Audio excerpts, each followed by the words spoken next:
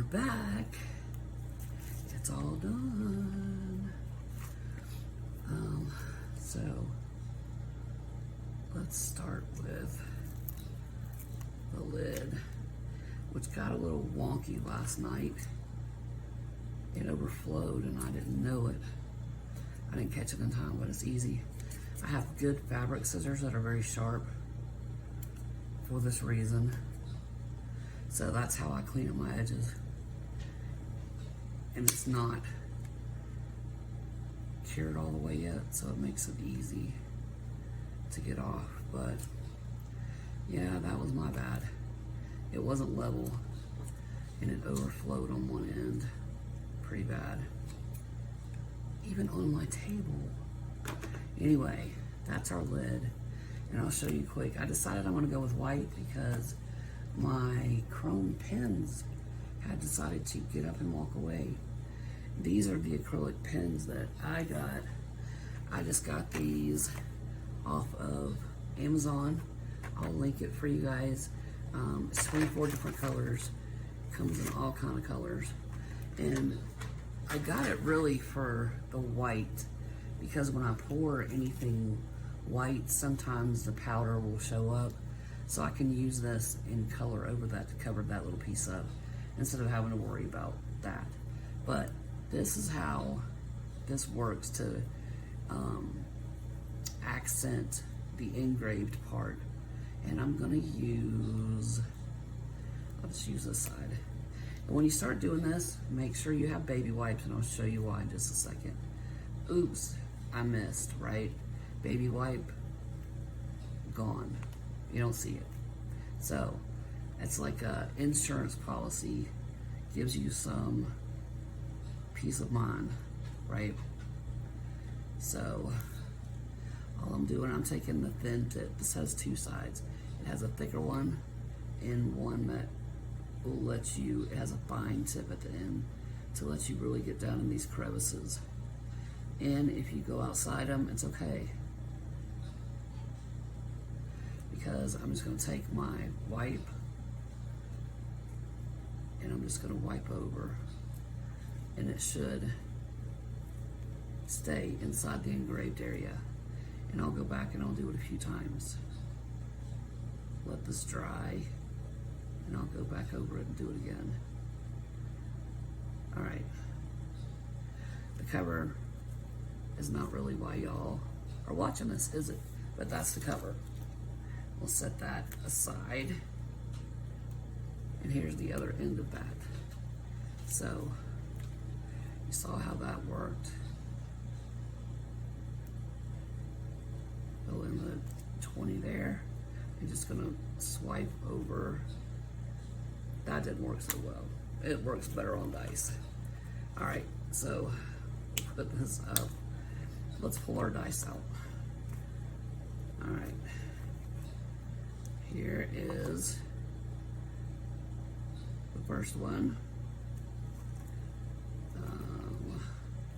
And I just push to get these out from the bottom. And because I sprayed alcohol in it, there's our other one. And no bubbles. Don't have to spend a lot of money on these. It's great, and it makes it easier to have those machines. And if I had one, would I use it? Probably so. But this just shows you a way that you can achieve bubble-free dice without breaking the bank. This has a little overage here, and like I said, I prefer using sharp scissors to trim these up. If you have a sharp edge, you can just use a little file and it'll be fine. But there's that one. Here's your square one. This one is fun getting out. There. Say on those I feel like Dr. Pimple Popper. But there you go. We have the whole set. No bubbles, no divots, anything around the edges. All came out great.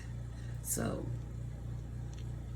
let's show you how I color. And I'm going to use the fine side for this because I can really get that tip down in there. And then I'm just gently going to wipe away. And you see it stays. Here's number 1. You can use acrylic paints, you can use the chrome pens, and I'm just gently slide across. Number 1. And you repeat that on all of these. Here's 90, and sometimes when I'm doing this with my chrome pen, essentially, well, especially because you can push down the chrome pen, and the chrome, the paint really goes down in there. So you see how we did that? Then I just put my finger, so it's just the tip, and I just slide over.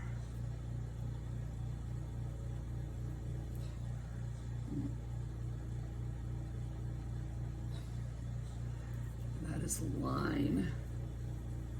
Oh, there is no line there. My bad. Okay, so then here it is. Just let me make sure y'all can see that because I don't even know if it's in focus.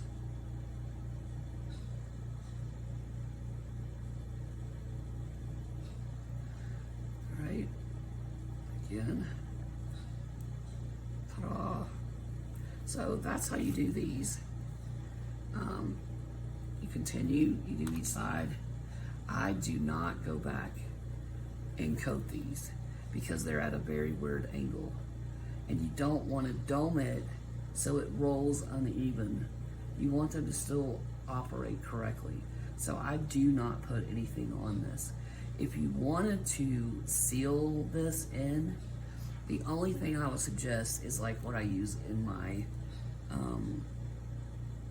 alcohol ink coasters, like this. When I do these, I put the ink directly on the acrylic. I let that dry for a few days, and then I seal it with a spray sealant. It's called a UV archival. It's by Krylon, and I use the matte, and that's what I would do with this. If you're gonna want to seal this in, use a spray, but do it very thin. Don't let it coat up. And then once you've done that, you need to let these set in that aerosol can off gas. But that's how I would do it if you want to seal it. Let's pull out our little, oh wow. I totally pulled this upside down. Y'all, I cannot believe I did that. So, there you go, there's a blooper. Wow, I cannot believe I did that. It's supposed to be like this, so your dice can sit in there. So there you go.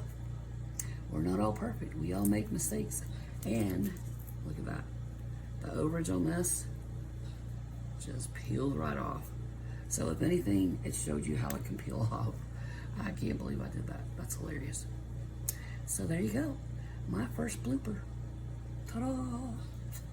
Anyway, okay, that's pretty funny. But again, our dice are complete, and I came up with a way for you to remember the 3 techniques that I told you I used to get bubble-free dice. It is 3 S's: spray, squeeze, and syringe. There you go. 3 S's, 3 tricks that will help you obtain bubble-free dice without breaking your bank. I hope you enjoyed this, and I hope you got a great laugh out of this, because I definitely am. Anyway, we'll talk to you guys soon. See you in the next one. Ta-ta for now.